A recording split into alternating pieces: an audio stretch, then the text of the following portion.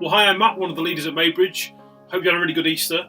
We're returning for the next few Sundays to our series looking at Matthew's Gospel, and we're taking our time over it, doing a bit each week, and that's because it's really, really rich. It's like caramel cheesecake covered in chocolate and syrup. It's the ancient text equivalent of that. So why it's worth our time. And it's also very much about what it is to follow Jesus in any season, pandemic or not. It's always, always, always relevant. But you know, while I believe that, sometimes you come across a passage in this book and you think, okay, that is a very strange story, and what on earth does it have to do with my life? And we've reached one of those stories today. So let me begin by telling you the whole story, and then the challenge is to answer that very reasonable question: what does this have to do with anybody in Worthing in 2021? And here it is. This is Matthew 8, verses 28 to 34. And it says, when he, that's Jesus, when he arrived at the other side in the region of the Gadarenes, 2 demon-possessed men coming from the tombs met him. They were so violent that no one could pass that way. "What do you want with us, Son of God?" they shouted. "Have you come here to torture us before the appointed time?" Some distance from them, a large herd of pigs was feeding. The demons begged Jesus, "If you drive us out, send us into the herd of pigs." He said to them, "Go." So they came out and went into the pigs, and the whole herd rushed down the steep bank into the lake and died in the water. Those tending the pigs ran off, went into the town and reported all this, including what had happened to the demon-possessed men. Then the whole town went out to meet Jesus, and when they saw him, they pleaded with him to leave their region. Do you see what I mean? Interesting story, but unless you're a concerned member of the Gadarene Bacon Preservation Society, the relevance might not be immediately obvious. Let's walk through a little more slowly. When it begins, it says, when he arrived at the other side in the region of the Gadarenes, 2 demon-possessed men coming from the tombs met him. They were so violent that no one could pass that way. Now, some context. This is immediately after a story where Jesus and his disciples were on a boat on the Sea of Galilee. There was a massive storm. Everyone was terrified, and Jesus stopped the storm dead. An incredible, epic story that made experienced professional fishermen step back in amazement. Everyone is presumably still thinking about this when they reach the other side.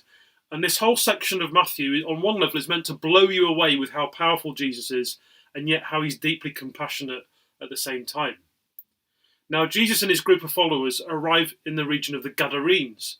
This is just a normal group of people. They live to the east of the sea. They're Gentiles. They're not Jewish like Jesus and his followers. And that matters because one of the underlying things that Matthew, the author, is always trying to show us is that while Jesus is very Jewish and he's for Jewish people, he's also very much for people who are not Jewish too, and that covers everybody. Everybody's either Jewish or not Jewish. And straight away, it seems just as everyone's got off this boat, these 2 demon-possessed men approach.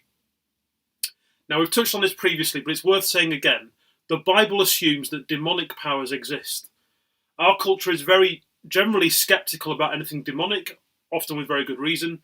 If these men were around today, we would probably be quick to say, well, they've just got severe mental health issues. But the way the Bible understands reality accounts for both. There are mental health problems and there are demonic powers, influences that are not of God. And I suspect that sometimes we get them confused. Some people are quick to call everything a mental health problem.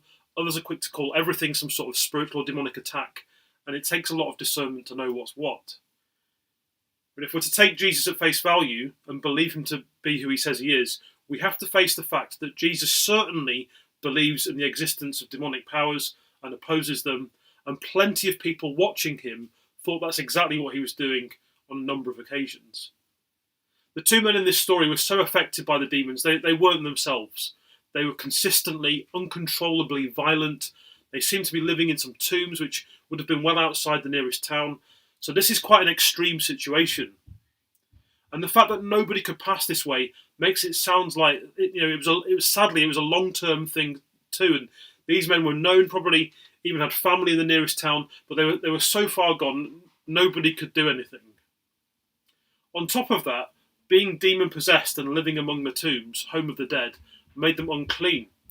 Maybe they found their own way there. Maybe they've been brought there by people who are desperate, don't know what to do. Who knows? But they're completely now without hope. In the eyes of the world, they're unclean. They're not to be touched, not to be interacted with, not to go near. And that's when Jesus comes along. But the demons that control the men speak first, before Jesus says anything. "What do you want with us, Son of God?" they shouted. "Have you come here to torture us before the appointed time?" This is really fascinating. The demons that control these men begin a conversation with Jesus, but notice this: they know who he is. This is actually very unsettling. Throughout the Gospels, people who don't know who Jesus is, even when they spend time with him, there's loads of them. It's a repeated theme. And throughout history, people don't know who Jesus is. They say he's a myth, or he's a good teacher, or a great spiritual thinker, or whatever. But the demons know right away. They know he's the Son of God. Without anything else going on, Jesus just shows up, and they know it's him. And this is very unsettling, because these demons know the right answer. They have the right theology. But they're demons. They're on the wrong team. They're baddies. But look at what else they say. "Have you come to torture us?" They know who Jesus is, in one sense, but in another, they don't have a clue. Jesus did not come to earth just to torture demons. Jesus came to earth to set people free, to heal, to teach what God is like, and to die and rise again for his people. Now, it does say elsewhere in the Bible that when the world ends and God administers judgment, the demonic will be done with forever. It'll be gone. But that's not why Jesus is here at this point. So they recognize who he is, but they don't know what he's doing. They don't know what he's about. Jesus didn't come to torture demons. He came to rescue people. But this tiny bit of insight into the thinking of the demons reminds us it's not enough to know Jesus' title and his position. Many people can just say those words. It's that you know what he's like that really matters as well. Look at how the rest of the conversation goes. Some distance from them, a large herd of pigs was feeding. The demons begged Jesus, "If you drive us out, send us into the herd of pigs." He said to them, "Go." So they came out and went into the pigs, and the whole herd rushed down the steep bank into the lake and died in the water. So there's a load of pigs in the distance. You may well know that Jews don't like pigs. Pigs are dirty and unclean. Jewish people don't keep herds of them. But at this moment, remember, Jesus is in Gentile territory, so some people own pigs. That's why they're around. The demons know Jesus is not going to let them controlling the two men. That regime is over the moment he shows up. They are well aware. So they beg to be sent into the pigs. And you wonder what's all this about, because they just run into the lake and die. But it could be that the demons would rather die than be tortured by Jesus, even though it seems unlikely he was going to torture them anyway. Or it could be that the demons didn't realise that the pigs would react the way they did, and the presence of these demons sent them wild and they just didn't know what they were doing. Why does Jesus let them go? It doesn't say, but it could be that because for one, it wasn't yet the end of time, but I think it's also because he wants to show everyone the intention of the demons. Left alone, they would eventually destroy the men, just as they did the pigs.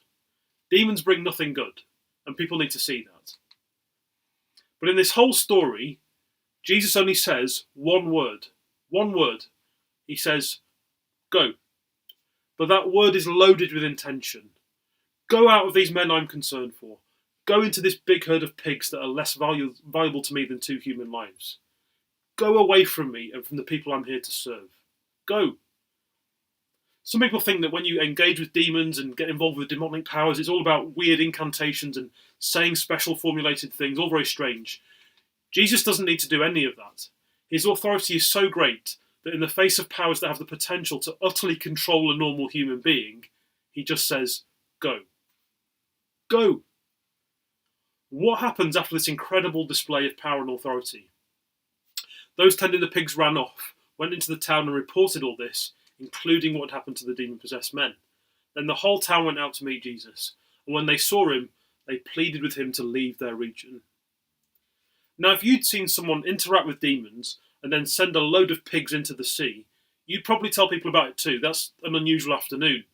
And that's exactly what the pig tenders do. They go and tell everyone at home, including what happened to the 2 men. This is a good news story.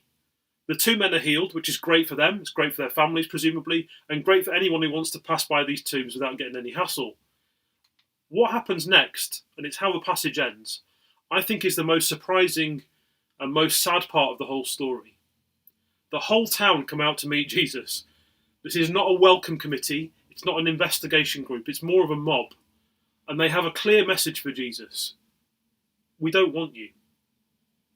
They pleaded with him to leave. Now think about what's happened from their point of view. They've had these 2 demon-possessed men, causing problems for who knows how long. People can't even walk past. It's an issue. Then Jesus comes along, and in a moment, he restores the men to normality, to humanity. That's a good thing. Jesus did something good. Undeniably, unless you own the pigs and you wanted gammon for dinner. And yet they pleaded with him to leave. Why? Why would you want Jesus to leave? Because they're terrified. They don't deny that Jesus is powerful, far from it. They're terrified of what he might do with that power. He's fixed these two men who've been a problem for the town, maybe for years, we have no idea. He's fixed it in the space of 2 minutes by speaking one word. If Jesus can do that, what else can he do? What might he do in their lives if he's around? They can't control the demons. They have no chance of controlling Jesus. Notice the similarity between the demons and the people. The demons seem to know more about Jesus. The townspeople have benefited from what he does. But the demons and the townspeople are united in that they're scared of Jesus and they don't want him around. They don't want him. So what's the point of this story for us? To show yet again, Jesus is amazingly powerful? Well, that's part of it. But the bigger thing, I think, is to push us, to push you and I, and actually anyone who's read this through history, to think about what we do with Jesus and whether we're too scared to be around him. People have reacted to Jesus like this ever since this happened. People are scared of the implications of having him around, of having him interfere with how they want to go about life. Now you might think, well, hold on, I'm not too scared to be close to Jesus. I'm a follower of Jesus. I've been for ages. I love Jesus. But here's the thing.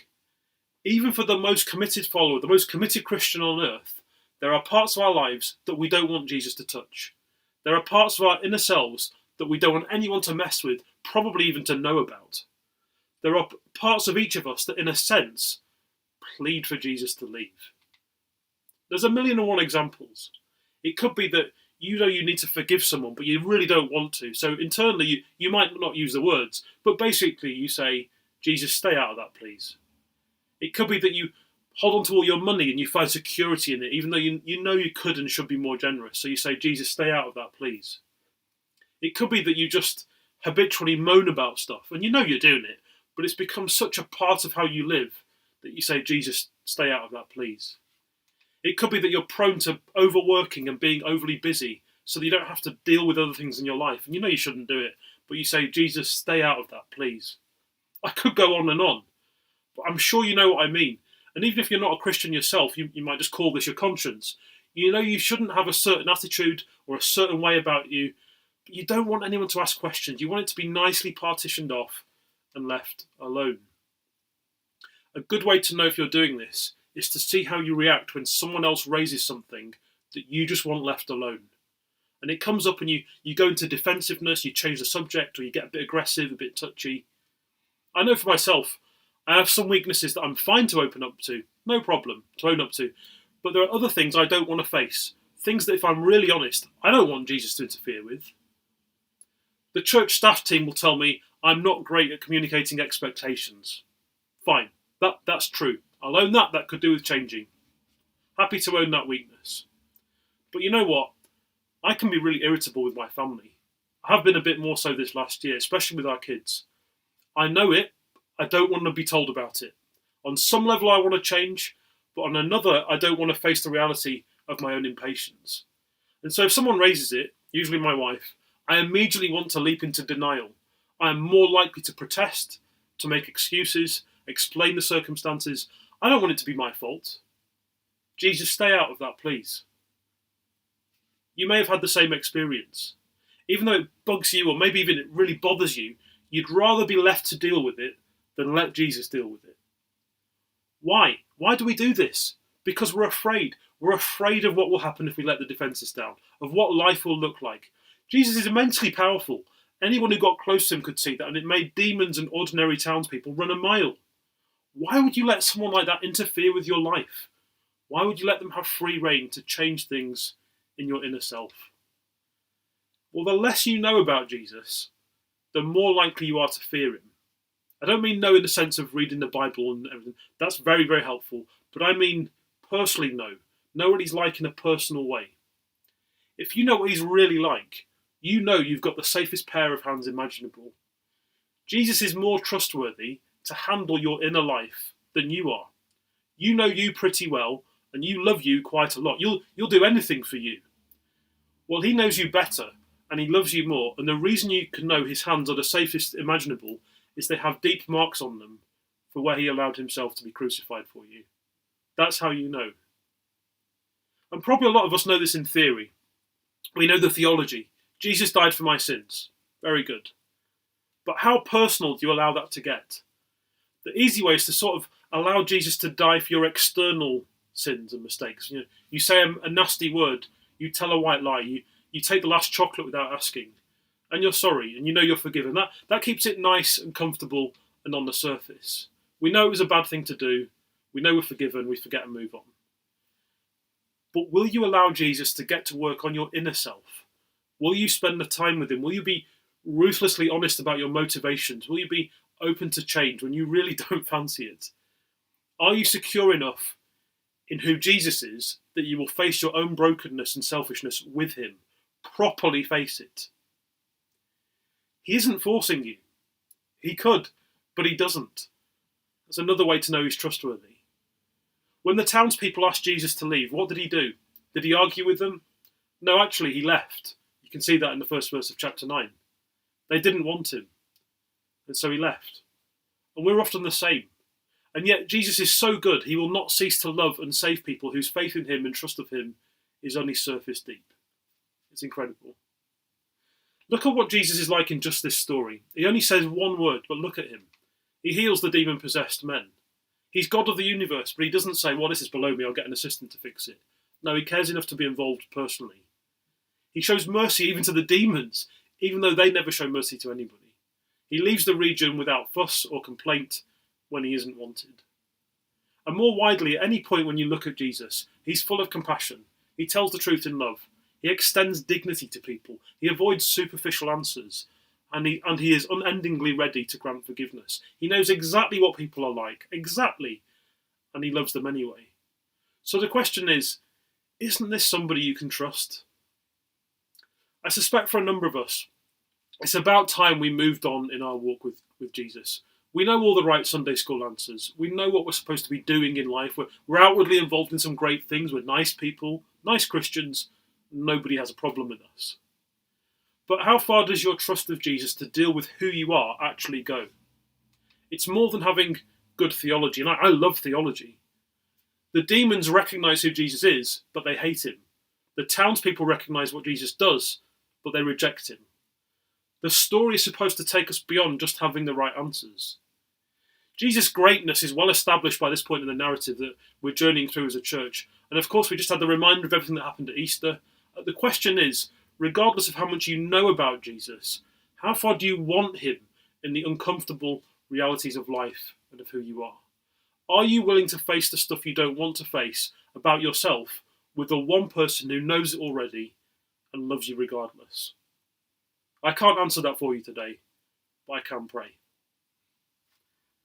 Father, thank you for everything that we see in Jesus in this passage, even through that just one word. That he is always ready, open-handed, to be with us, to interfere with the parts of our lives that we're very sensitive to having interfered with and being touched.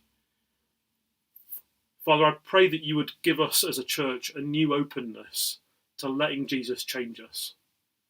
We don't want it to be just surface deep. We want it to be really deep, the innermost part of who we are. Lord, we invite you today, through your Holy Spirit, to change us again. Lord, help us to be honest with ourselves and one another with what's really going on, with who we really are. And let us be willing to face our brokenness, our darkness, our evil for what it really is, but knowing that you unconditionally love us anyway, and you're the one that can fix us and change us. Let us not be a people that pleads with you to leave, but that begs you to come in.